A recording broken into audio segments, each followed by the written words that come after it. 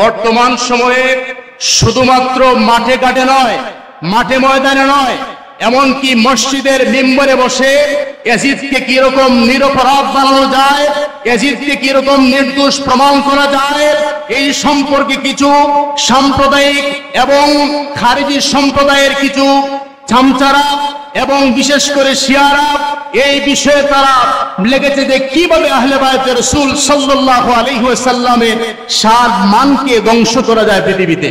প্রিয় উপস্থিতি, এই মাসের নাম হচ্ছে মাহে মুহররম মাস।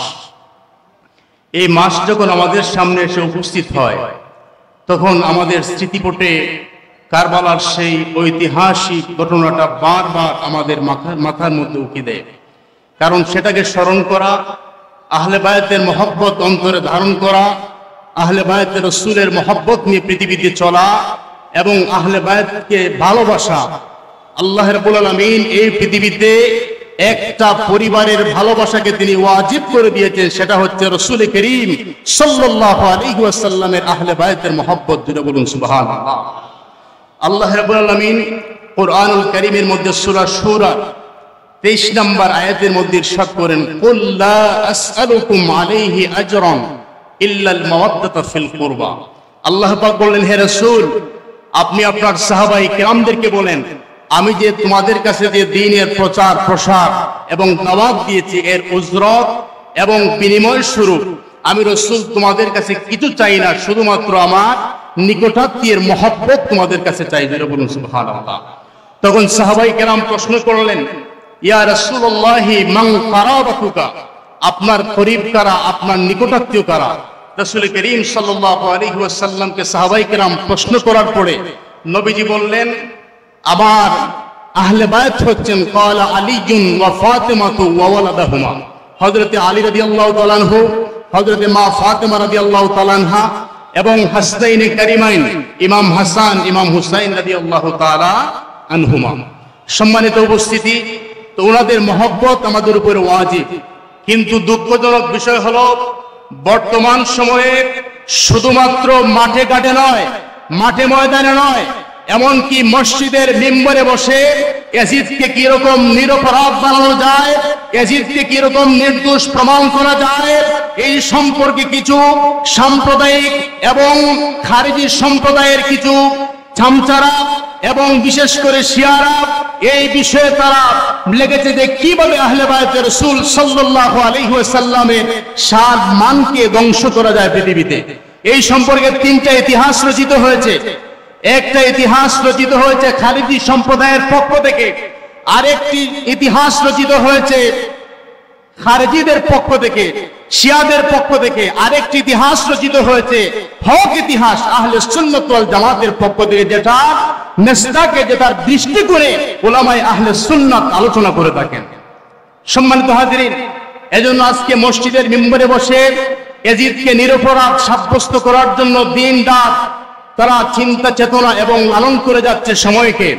আমরা আজকে বললেকার লতিফিয়া ইমাম সোসাইটির এই ডায়াস থেকে বলতে চাই, কারবালার সেই ঘটনায় ইয়াজিদ কখনো নির্দোষ ছিল না, কখনো সে নিরপরাধ ছিল না। অবশ্যই ইয়াজিদ সেই ঘটনার মধ্যে জড়িত ছিল। কথা বলেন ঠিক কিনা? না। আজকের এই ডায়াস থেকে আমরা কিছু প্রশ্ন আপনাদেরকে ছুড়ে দেব, যেগুলার মাধ্যমে আপনারা স্পষ্টভাবে বুঝবেন ইয়াজিদ সেটার মধ্যে জড়িত ছিল কিনা না। আমাদের প্রথম যেই প্রশ্ন সেটা হলো, যদি এই পৃথিবীতে কোন কর্মচারী যদি তার মালিকের অবাধ্যতা করে, মালিকের আদেশকে অমান্য করে, তাহলে ওই কর্মচারীর কি প্রমোশন হয় নাকি ডিমোশন হয়? আপনারা বলেন কি হয়? প্রমোশন হয়। কিন্তু ঐতিহাসিকভাবে প্রমাণিত ইমাম হুসাইন রাদিয়াল্লাহু তাআলা আনহুকে হত্যা করার পরে ইয়াজিদের দরবারে উবাইদুল্লাহ ইবনে জিয়াদকে পুরস্কার দেওয়া হয়েছে। জুড়ে বলুন নাউজুবিল্লাহ। এর থেকে আমরা স্পষ্ট বুঝলাম যে ইয়াজিদ এই ঘটনার মধ্যে জড়িত ছিল। ইয়াজিদের নির্দেশে ইমাম হুসাইন রাদিয়াল্লাহু তাআলা আনহুকে শহীদ করা হয়েছে।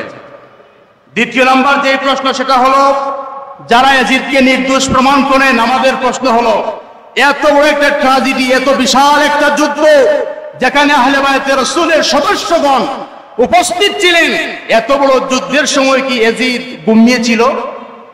আওয়াজ দেন, ঘুমিয়েছিল?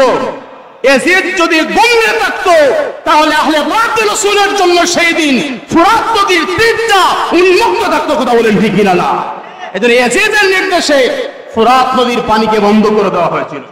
তৃতীয় নম্বর, শুধু ইমাম হুসাইন রাদিয়াল্লাহু তাআলা আনহু নয়, রাসূল করিম সাল্লাল্লাহু আলাইহি ওয়াসাল্লামের বংশের ফুটন্ত গোলাপ ফুল হযরত আলী আসগর রাদিয়াল্লাহু তাআলা আনহুকে তারা হত্যা করেছিল, শহীদ করেছিল। এই জিয়াদ বাহিনী যদি ইয়াজিদ যদি ভালো হতো, নির্দোষ হতো, সে এই অপরাধে কেন উবাইদুল্লাহ ইবনে জিয়াদকে ফাঁসির কাস্তে কেন ঝুলালো না? কথা বলেন ঠিক কিনা না? আবার আমাদের সমাজের মধ্যে আমরা আরেকটা কথা শুনে থাকি, সেটা হলো যে ইয়াজিদ নিরপরাধ ছিল, ইয়াজিদ সাহাবী ছিল। আরে ভাই যাই বলুন, বলতে পারেন মুখ দিয়ে, কিন্তু শুনেন বলা হয় যে হুসাইন রাদিয়াল্লাহু তাআলা যদি ইয়াজিদ সাহাবী ছিল না, বলা হয় যে হুসাইন রাদিয়াল্লাহু তাআলা ক্ষমতার লোভে তিনি কুফায় ঢুকেছেন। আপনার আওয়াজ দিয়ে বলেন ক্ষমতার লোভে না তিনি দাওয়াত পেয়ে গিয়েছেন? আওয়াজ দিয়ে বলেন দাওয়াত পেয়ে গিয়েছেন। এখন প্রশ্ন হলো, ইমাম হুসাইন রাদিয়াল্লাহু তাআলা যদি যুদ্ধের জন্য তিনি কুফা নগরীতে যেতেন, অবশ্যই তিনি ওনার কাফেলার মধ্যে কোনো মহিলা নিতেন না। মহিলা কি যুদ্ধের জন্য মহিলা ভালো না পুরুষ ভালো? পুরুষ ভালো। অবশ্যই তিনি কোনো মহিলা নিতেন না। ওনার কাফেলার মধ্যে ছোট্ট বাচ্চা থাকতো না।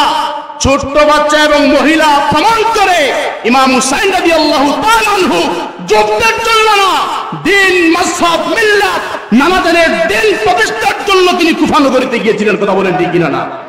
কারণ ইয়াজিদ বাহিনী হালালকে হারাম করেছিল আর হারামকে হালাল করেছিল। সম্মানিত হাজিরিন, ইমাম হুসাইন রাদিয়াল্লাহু তাআলা আনহুর কাফেলা যখন ইবনে সাদ কাফেলার উপরে যখন আক্রমণ করতে চাইল, তখন ইমাম হুসাইন রাদিয়াল্লাহু তাআলা আনহু তিনটি প্রস্তাব দিয়েছিলেন। দেখেন এই অপরাধের মধ্যে ইয়াজিদ দায়ী কিনা না। তিনটি প্রস্তাব দিয়েছিলেন। প্রথম প্রস্তাব দিয়েছিলেন, আমাকে আবার কুফা সীমান্তে যেতে দাও, আমাকে আবার কুফা সীমান্তে যেতে যাও। দ্বিতীয় নম্বর প্রস্তাব দিয়েছিলেন, আমাকে ইয়াজিদের কাছে বসতে দাও, আমি ওপেন আলোচনা করতে চাই। তৃতীয় নম্বর প্রস্তাব দিয়েছিলেন, আমাকে হেজাজে ফিরে যেতে দাও। কিন্তু ইবনে জিয়াদের বাহিনী ইয়াজিদের প্রেতাত্মারা ইমাম হুসাইন রাদিয়াল্লাহু তাআলার একটা প্রস্তাব তারা মানে নাই, বরং তারা বলেছে আপনি ইয়াজিদের হাতে বায়াত করতে হবে। জুড়ে বলুন নাউজুবিল্লাহ।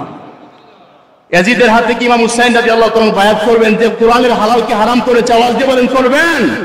ইমাম হুসাইন রাদিয়াল্লাহু তাআলা বলেছেন, আমার শরীরের মধ্যে শেষ বিন্দু করা রক্ত থাকা অবস্থায় আমি কখনো ইয়াজিদের হাতের মধ্যে বায়াত করতে পারি না। প্রয়োজনে ইমাম হুসাইন রাদিয়াল্লাহু তাআলা আমাদেরকে শিক্ষা দিয়েছেন, যদিও আমার সৈন্য কম ছিল, আমার ক্ষমতা কম ছিল, কিন্তু হক প্রতিষ্ঠার জন্য, হকের বিজয়ের জন্য আমি আমার জান কারবালার প্রান্তরের মধ্যে কুরবান করে দিয়েছি। জোরে বলুন সুবহানাল্লাহ। সম্মানিত উপস্থিতি, এজন্য আমরা হুসাইনি মুসলমানদের পক্ষে থাকতে হবে। কথা বলেন ঠিক কিনা? কোন পক্ষে থাকতে হবে? হুসাইনি মুসলমানদের পক্ষে থাকতে হবে। কারণ ইয়াজিদি মুসলমানদের সংখ্যাও কিন্তু কম না। ইয়াজিদি মুসলমানদের সংখ্যা কম না। হুসাইন রাদিয়াল্লাহু তাআলা যেই তাবুতে ছিলেন ওই তাবুতেও নামাজ হয়েছিল। ইয়াজিদ বাহিনী যেই তাবুতে ছিল ওই তাবুতেও নামাজ হয়েছিল। কথা বলেন, নামাজ হয়েছিল।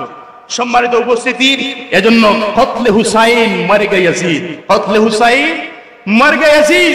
হুসাইন রাদিয়াল্লাহু তাআলাকে হত্যার মাধ্যমে, শহীদ করার মাধ্যমে হুসাইন রাদিয়াল্লাহু তাআলা শাহাদাতের মর্যাদা অর্জন করেছেন, তিনি শহীদ হয়েছেন। আল্লাহ বলেন, ওয়ালা তাকুলু লিমান ইউকতালু ফি সাবিলিল্লাহি আমওয়াত বাল আহইয়াউন ওয়ালাকিন লা তাশউরুন।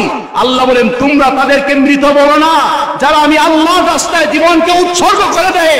আমার হুসাইন সত্যের পথে তিনি জীবনকে উৎসর্গ করে দিয়েছেন, শহীদ হয়েছেন, তিনি অমর হয়েছেন, শাহাদাতের মর্যাদা অর্জন করেছেন। বলুন সুবহানাল্লাহ। আর ওনাকে হত্যার মাধ্যমে ইয়াজিদ মরেছে, ইয়াজিদ বাহিনী মরেছে। সম্মানিত সুধী, আলোচনা লম্বা হয়ে যাচ্ছে। আমার আসলে উস্তাদের পাশে বক্তব্য দেওয়ার আমার এরকম কোনো মানসিকতাও নেই, কিন্তু সময় সাপেক্ষে আমি, আপনারা বুঝতেছেন এটা। সম্মানিত উপস্থিতি, আমি সূরা নিসা, ইয়াজিদের পক্ষে কুরআনুল কারীম থেকে সূরা নিসা 93 নম্বর আয়াতটা কোট করে আমি আমার আলোচনা বাদ দেই। যেমন কোরআন কি আমাদেরকে নির্দেশ দেয় আপনি অযথা একজন মুমিনকে হত্যা করেন? আপনারা একটু আওয়াজ দেন। কোরআন কি নির্দেশ দেয়? না। কোরআন কি নির্দেশ দেয় আপনি একজন মুসলমানকে হত্যা করেন? নির্দেশ দেয়? আপনি যদি অযথা কোনো মুমিনকে হত্যা করেন আপনার ফলাফল কি? সূরা নিসা 93 আয়াতের মধ্যে আল্লাহ রাব্বুল আলামিন বলেন, ওয়া মান ইয়াকতুল মুমিনা মুতাআম্মিদান, যদি কোনো ব্যক্তি কোনো মুমিনকে নির্দোষভাবে হত্যা করে, ফাজাযাউহু জাহান্নামু খালিদান ফিহা, তার চিরস্থায়ী ঠিকানা হলো জাহান্নাম। আর ইয়াজিদ শুধুমাত্র সাধারণ একজন মুমিনকে হত্যা করে নাই, পরোক্ষভাবে হলো সে মুমিনদের সাইয়্যিদ আল হাসানু ওয়াল হুসাইনু সাইয়্যিদা শাবাবে আহলিল জান্নাহ, জান্নাতের শহীদ, জান্নাতের সর্দারদেরকে সে হত্যা করেছে। কথা বুঝেছেন আপনারা? এজন্য আমি আর আমার আলোচনা লম্বা করব না, আপনারা সোচ্চার হতে হবে এবং বিশেষ করে প্রত্যেকটা মসজিদের মধ্যে ইমাম হুসাইন রাদিয়াল্লাহু তাআলা আনহু আহলে বায়তে রাসূলের পক্ষে আমাদেরকে আয়োজন করে শুহাদায়ে কারবালার মাহফিল করতে হবে। কথা বলেন।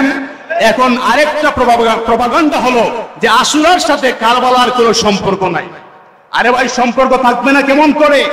যদিও আশুরা মুহররম মাসের 10 তারিখকে বলা হয়, আমার নবীর নওয়াসা ইমামে আলী মকামত 10 তারিখে তিনি পৃথিবীর জমিনে শাহাদাত বরণ করেছেন। কথা বলেন।